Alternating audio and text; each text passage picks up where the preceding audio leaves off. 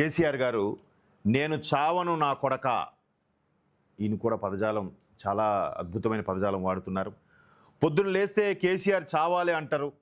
నువ్వు 1000 జన్మలెత్తినా నేను చావను నా కొడక, పిల్లి శాపానికి ఉట్టి తెగిపడుతుందా, ఈ వెధవులు చావాలంటే కేసీఆర్ చస్తాడా, నాకు 72 ఏళ్ళు వచ్చాయి.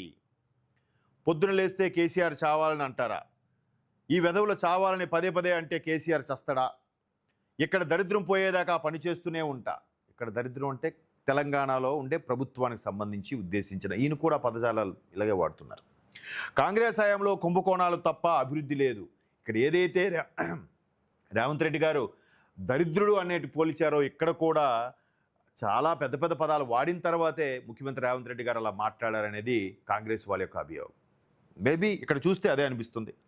కాంగ్రెస్ హయాంలో కుంభకోణాలు తప్ప అభివృద్ధి లేదు, ఓట్లేసే ముందు ఆలోచించండి అని అప్పుడే చెప్పాను. తప్పు చేశామని ప్రజలు ఇప్పుడు బాధపడుతున్నారు.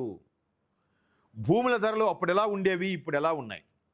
రైతు బంధుకు రామ్ రామ్, దళిత బంధుకు జై భీమ్. మూసీ వెంట గరీబోలను ఏడిపిస్తున్నారు.